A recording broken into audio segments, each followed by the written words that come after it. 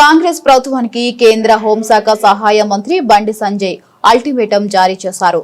బకాయిలు చెల్లింపు విషయంలో ప్రభుత్వంపై తీవ్ర స్థాయిలో ధ్వజమెత్తారు. బకాయిలు అడిగితే బ్లాక్ మెయిల్ చేస్తున్నారని, విద్యార్థుల భవిష్యత్తుతో చెలగాటమాడుతున్నారని మండిపడ్డారు. ఇక విద్యార్థుల ఫీజు రీయింబర్స్మెంట్, ఆరోగ్యశ్రీ బకాయిలను తక్షణమే చెల్లించాలని డిమాండ్ చేశారు. ఇచ్చిన హామీలను అమలు చేయకుండా కాలరాస్తున్నారంటూ ఫైర్ అయ్యారు. బకాయిలు చెల్లించాల్సిందే అంటూ పట్టుబడి బండి సంజయ్ ప్రభుత్వానికి పలు అంశాలపై ప్రశ్నల వర్షం కురిపించారు. బకాయిలు అడిగితే విజిలెన్స్ దాడులతో బ్లాక్ మెయిల్ చేస్తారా? విద్యార్థుల యాజమాన్యాల భవిష్యత్తుతో చెలగాటం మాడతారా? బ్లాక్ మెయిల్ చేస్తే చూస్తూ ఊరుకుంటామా? కమిషన్లు రావనే సాకుతో బకాయిలు చెల్లించడం లేదా?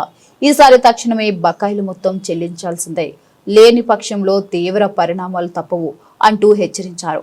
ఫీజు రీయింబర్స్మెంట్ సంబంధించి దాదాపు 10,000 కోట్ల రూపాయలు ఈ ప్రభుత్వం చెల్లించాలి. సరే, గత ప్రభుత్వం చెల్లించలేదు. ఆ ప్రభుత్వం చెల్లించలేదు కాబట్టి ఆ ప్రభుత్వాన్ని ఫామ్ హౌస్ కు పరిమితం చేసి ఈ యాజమాన్యాలన్నీ కూడా మీకు అధికారాన్ని కట్టబెట్టారు. ఇవాళ మీకు అధికారాన్ని కట్టబెడితే మీరు చేసే పని ఏంది? టోకెన్లు ఇచ్చి రేపే టోకెన్ల పెంచే పని వదులుకోట్టు. టోకెన్లు ఇచ్చారు, దసరాకి ఇస్తున్నారు, దీపావళికి ఇస్తున్నారు, వాళ్ళ సంక్రాంతి వస్తున్నది. ఇయ్యడానికి మీకున్న ఇబ్బందులు ఏంది?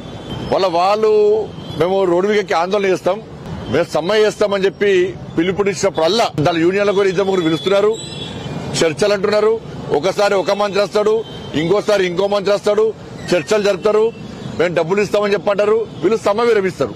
నేను యాజమాన్యం కూడా చెప్పిన, మీరు ప్రభుత్వం మాటలు నమ్మి మీరు సమ్మె విరమిస్తే మీ సమస్య పరిష్కారం కాదు అని చెప్పినా కూడా మేము ఇవాళ ప్రతిసారి చర్చలు పిలుస్తున్నారు, ఇవాళ సమ్మె విరింపజేస్తున్నారు, ఒక్క పైసా ఇస్తలేరు.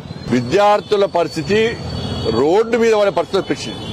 వాళ్ళ జీవితాలు, వాళ్ళ భావి భవిష్యత్తు సర్వనాశనమయ్యే పరిస్థితి తెలంగాణ రాష్ట్రం లోపల వచ్చింది. ఎందుకంటే యాజమాన్యాలు వాళ్ళొక సమావేశం పెట్టుకున్నారు. ఈసారి ఎట్టి పరిస్థితిలో 3వ తారీఖు నాడు సమ్మెకు పిలుపునిచ్చారు. ఈసారి వెనుకపోయే ప్రసక్తి లేదు. పూర్తి 10,000 కోట్ల రూపాయలు మాకు బిల్లు పేమెంట్స్ వచ్చే వరకు కూడా మేము సమ్మె విరమించమని చెప్పి చాలా సీరియస్ గా చర్చ జరిపారు. వాళ్ళు ఒక నిర్ణయం తీసుకున్నారు. విద్యార్థులు, పేరెంట్స్, యాజమాన్యాలు, ఉపాధ్యాయులు రోడ్డు మీదకి ఎక్కి ఆందోళన చేసే పరిస్థితి ఇప్పుడు తెలంగాణ రాష్ట్రంలో వచ్చింది. ఇవాళ టోకెన్ పేమెంట్ కాదు, వాళ్ళకు 10,000 కోట్ల రూపాయలు పూర్తిగా ఇవ్వాలని డిమాండ్ చేస్తున్నారు. మీరు టోకెన్ పేమెంట్ ఇస్తానా వాళ్ళు వెనుకపోయే ప్రసక్తి లేదు, పోరు కూడా వాళ్ళు. నిన్న బిజినెస్ మీటింగ్ పెట్టిరట.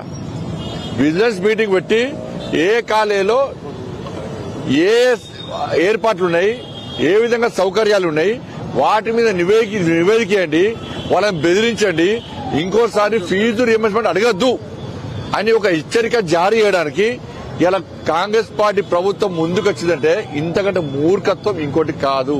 అంటే బ్లాక్ మెయిల్ చేయాలనుకుంటారు ఏంది? మీరు బ్లాక్ మెయిల్ ప్రభుత్వం ఇది, మీరు బ్లాక్ మెయిల్ చేస్తే భయపడతారు ఏంది? విద్యార్థుల భవిష్యత్తు కాపాడండి. కాబట్టి ఇలా యాజమాన్యాలను బ్లాక్ మెయిల్ చేసి బెదిరించే ప్రయత్నం చేస్తే 100% భారతీయ జనతా పార్టీ వాళ్ళకి అండగా ఉంటుంది. విద్యార్థుల భవిష్యత్తును కాపాడాలని చెప్పి నేను కాంగ్రెస్ పార్టీ ప్రభుత్వాన్ని డిమాండ్ చేస్తున్నా. చర్చలున్నాయి, వాళ్ళ అకౌంట్లో పైసలు పడాలి, వాళ్ళకి అకౌంట్లో పైసలు పడ్డకనే సమ్మె విరమణ ఉంటుంది.